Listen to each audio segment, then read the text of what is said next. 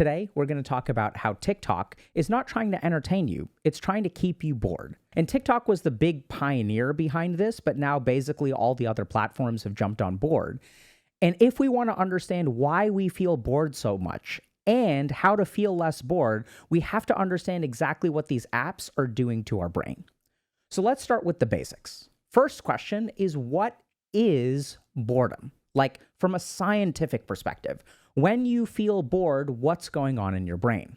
So my take is that boredom is a subjective feeling that correlates with your brain craving dopamine. So let's understand this for a moment. Let's say I feel hungry. Hunger is a subjective feeling. It's the way that I feel, but it correlates with some physiology. If my blood glucose is low, if my glycogen stores are empty, if my stomach doesn't have any food in it, these are the physical signals in my body that will create the feeling of hunger. When my kidneys detect a high concentration of sodium, those signals travel to my brain and make me feel thirsty. So what is the physiologic or neuroscientific correlate? What's going on in our brain when we subjectively feel bored? This is a craving for dopamine, okay? So let's understand this and think about it and see if this really fits. Hey y'all, if you're interested in applying some of the principles that we share to actually create change in your life, check out Dr. K's Guide to Mental Health. And if you kind of tunnel down, okay, why aren't you motivated? And they're like, well, there's no point. And if you get underneath, there's no point, what you ultimately find is hopelessness. So what the yogis discovered is that what we call motivation, they actually called a concentrated mind. What's the difference between someone who actually does stuff and someone who just tries to do stuff? So check out the link in the bio and start your journey today. So when I feel bored, what do? This is a feeling that causes me to engage in a behavior, right? So I pull out my phone, I use a device, something like that. I want to do something to no longer feel bored. So then I give in to this behavioral drive, right? And then I pull out my phone, then my brain gets dopamine, and now I no longer feel bored. I don't feel great. I don't feel like I'm using my time well, but that subjective, intense feeling of boredom goes away. So the other thing that we need to understand is that boredom is also, not only is it a craving, it is also correlated with dopamine withdrawal. So when I have a certain level of dopamine activity in my nucleus accumbens and ventral tegmental area, I feel like I'm enjoying myself, right? So dopamine gives us a sense of pleasure. It gives us a behavioral reinforcement. So whatever gives us the pleasure, we want to do again. But then once the dopamine transmission starts to drop down, what do we feel? We start to feel bad. We feel restless. We feel a lot of negative emotions sometimes. There's all kinds of negative things that we feel until we start using the device again. Boredom is also the subjective feeling of dopamine withdrawal. And this is kind of what we know, right? We know that all of these technological devices are addictive, but if they are addictive, that also means they are undergoing the principles of addiction in your brain. And if you want to understand how to feel less bored in your life, we're going to walk you through some neuroscience, okay? So there's one thing that I want to say now, which is the solution to this is very simple. The more bored you are today, the less bored you will be tomorrow. The less bored you are today, the more bored you will be tomorrow. And this mirrors completely with addiction. If we look at someone who's addicted to opioids, what has to happen? They actually have to withdraw. They have to experience the negative effects of withdrawal for some amount of time so their body kind of basically recalibrates to normal. And this is exactly what we see with dopamine as well in all these devices, is that the more bored you are willing to be today, the less bored you will be in the future. So let's dive into a bit of the neuroscience. The first thing that we're going to talk about is dopaminergic transmission at the synapse.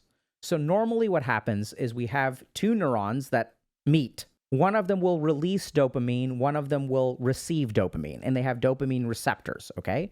So let's say we've got about 5 receptors, and we have a regular amount of dopamine transmission.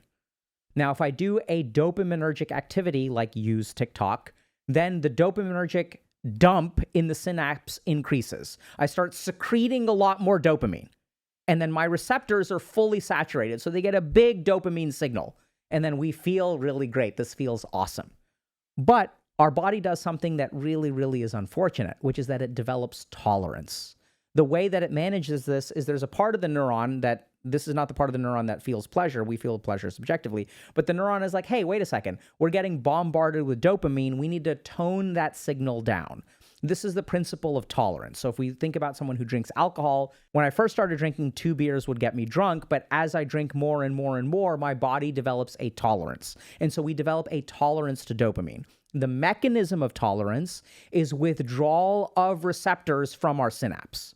So whereas we used to have 5 receptors, now we only have 2. And if the number of receptors is lower, the total amount of dopamine signal that we can get actually drops because we don't have space for all of that dopamine that TikTok is dumping in. The goal of the synapse is to keep our dopamine at an even level. Now, this creates a big problem because unless we are bombarding our synapse with dopamine, now the dopamine signal is going to be effectively too low. So even if we have a regular amount of dopamine for something like reading a book, or my favorite is watching a TV show, and the TV show, even though it's a show that you want to watch, you pull out your phone in the middle of the TV show. Like, what the hell is going on there, right? And it's not like you're really enjoying being on your phone or you're enjoying the TV show. It's like you're kind of half doing both, and like, what is going on in your brain? That's because your brain is craving that dopamine.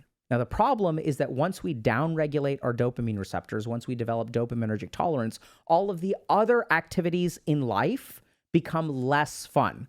Books, which secrete 5 units of dopamine, can't compete with TikTok's 20 or 30 units of dopamine. And what this creates over time is that the more that you use these devices, the more you use these platforms, the more bored you will be. Why is that? Because remember, boredom is a subjective craving for dopamine. It's a dopamine signal that feels too low, and then we become dependent on platforms or TikTok or whatever to give us that dopamine. How do we solve this? What we basically need to do is reverse the process. What we need to do is add more receptors to our neurons. And the way that we do that is by being bored. So this is what's really cool. When we're bored, that means that the dopamine signal is too low. So when the dopamine signal is too low, what does the neuron do? It adds more receptors. The more receptors it adds, the more you will derive pleasure. Now, our sensitivity to dopamine has increased, right? It's the opposite of tolerance. Now, when I sit down to read a book, I get plenty of dopamine. It's actually really fun. Even when I do things like go for a walk, suddenly this feels pleasurable. When I hang out with friends, this feels pleasurable. Sitting outside on my porch and watching the sunset starts to feel pleasurable. This is the really, really crippling thing. We've created a society where we get so much dopamine that when we develop this tolerance, the normal activities in life start to feel boring. So what we want to do is reverse this dopamine tolerance. Then what'll happen is we'll start to recruit this principle called dopaminergic flexibility. So as our dopamine sensitivity increases, we start to get something really cool, which is something called dopaminergic flexibility. And this means we become more flexible around which activities secrete dopamine. So if you're spending a lot of time on your phone or on TikTok or whatever, the number of activities that you will find pleasurable actually decreases. Our dopaminergic circuits are not flexible. It's basically TikTok or video games or porn or marijuana or whatever. That's the only thing that works. But as our dopaminergic flexibility increases, we will find that we can enjoy all kinds of different things, which we've already talked about. So that's one of the key principles here. So what we want to do is basically be as bored as possible for a period of time. And that boredom is literally our brain upregulating our dopaminergic receptors, and we will have more fun in the future. There's one last thing that we want to be a little bit careful about, which is that when we are bored, there's another mechanism in our brain that is going to activate, which is that we are going to get a hyperactivation of our limbic system and amygdala. The other effect that TikTok and these platforms have is by suppressing our emotions.